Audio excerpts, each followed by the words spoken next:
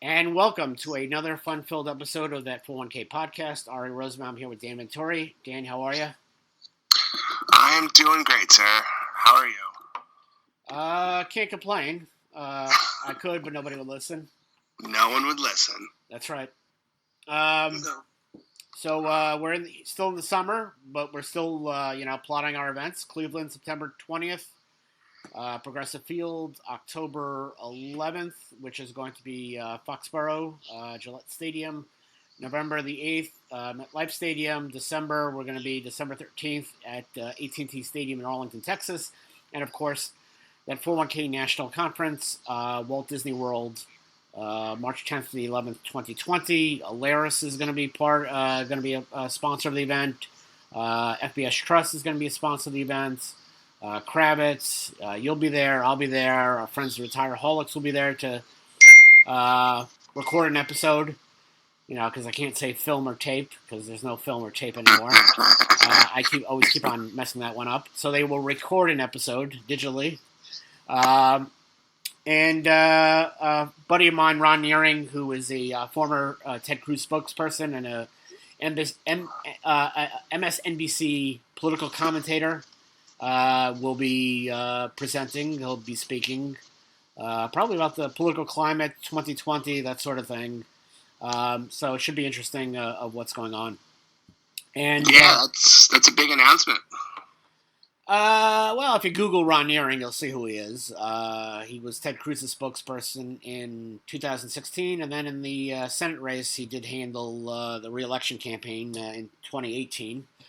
So, yeah, a friend of mine from college way back when. And I thought it'd be cool to have him there because a lot of the experience working with him, you could see it in the articles, you could see it in the promotion, and, it's part of the DNA, I guess. So, it's a great, opportunity to, have somebody there that I know very well and who actually has a, name for themselves. You go to college and high school, a lot of people, not everybody, pans out, as they say. So it's going to be great to have him there. Didn't have to be hard. You bribe people with Disney tickets. That goes a long way. Sure does. Exactly. So anyway, our topic this week are things that 401k plan sponsors are supposed to do but aren't doing anyway, which is, of course, my homage to the song by Aerosmith called Just Push Play. They're going to bleep it anyway. But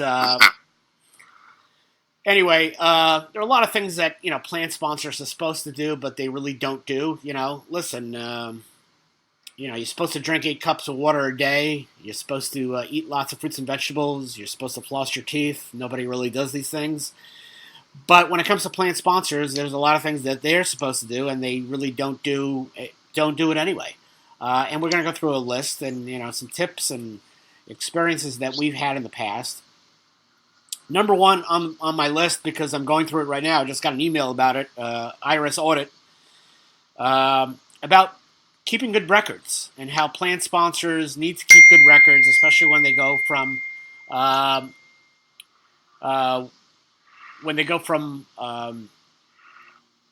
to TPA. Records get lost.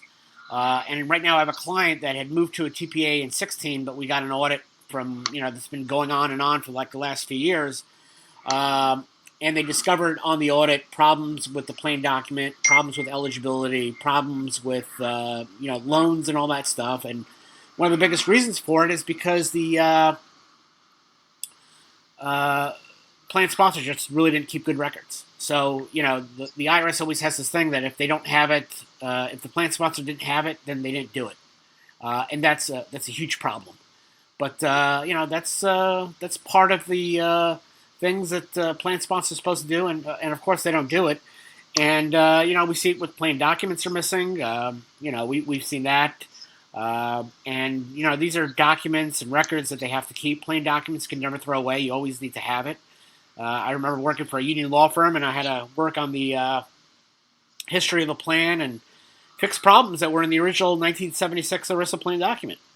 So, that's a big part of it. And, there's nothing worse for a plan sponsor to be very, very diligent in administration and being held responsible for something they did anyway, and they just can't show that they actually did it through plan documents or records or whatnot.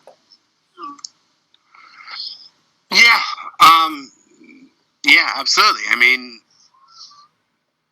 there's a lot of we talk about moving away from paper all the time, and there's a lot of historic stuff that making that transition from paper to electronic storage is quite challenging. So it's an issue that I don't know if it gets resolved for plans past a certain or started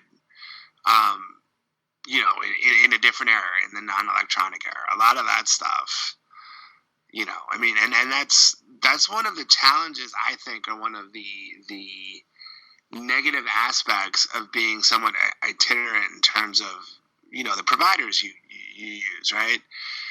You want to maintain that continuity, and that's one of the things that we like to talk about as 316s is we know the history, we know where the bodies are buried, we know what's going on, and I think that gets fractured a lot. There's a ton of transition in a company to begin with, so the CFO, the HR people change all the time, but that retirement plan doesn't. Once it's started, it's there, right? And it might change providers, but it's still the same plan. So your point, when a regulator, if you find yourself in that situation where an auditor, a government auditor comes in and starts asking for things, if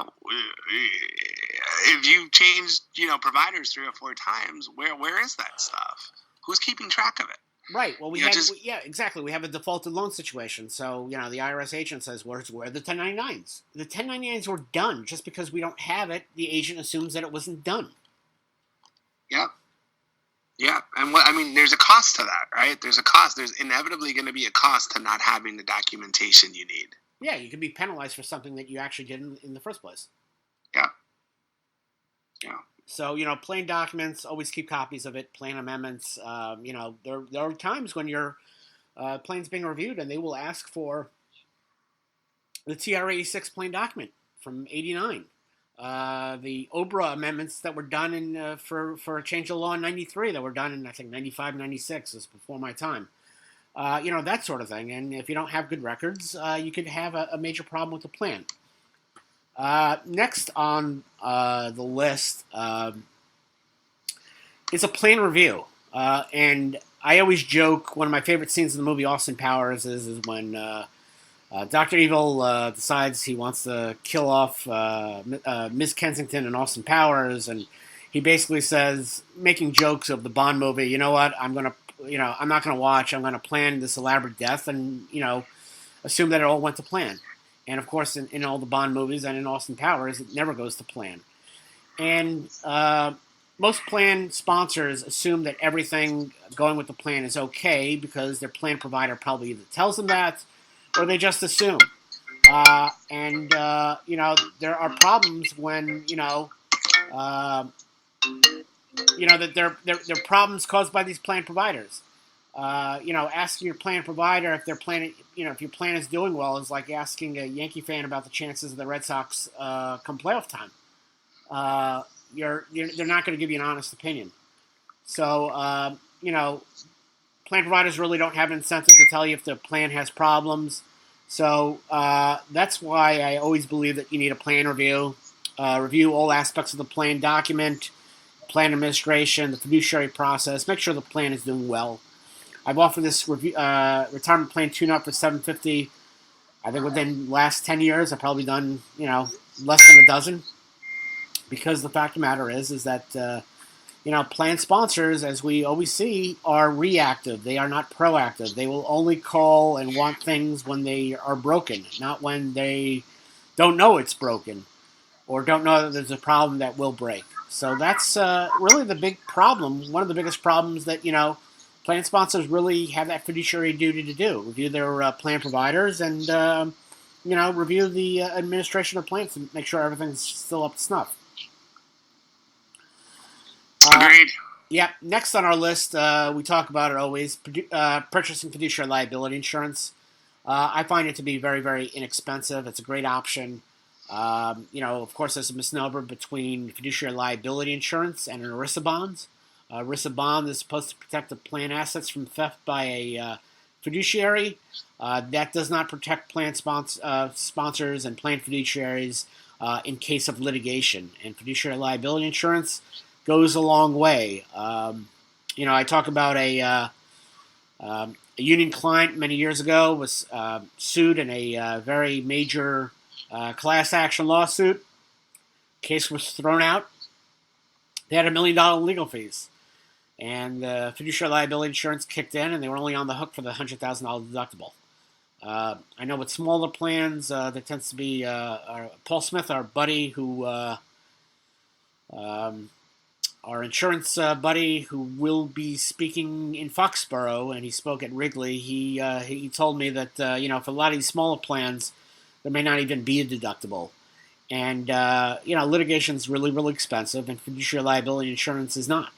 And so that's why I recommend that plan sponsors get that policy. Just maybe it's $1,000, maybe it's less. Whatever the cost is, peace of mind. You can't put a price on that. And you're not exactly buying whole life insurance. So it's something that I recommend all plan sponsors who are subject to ERISA to purchase.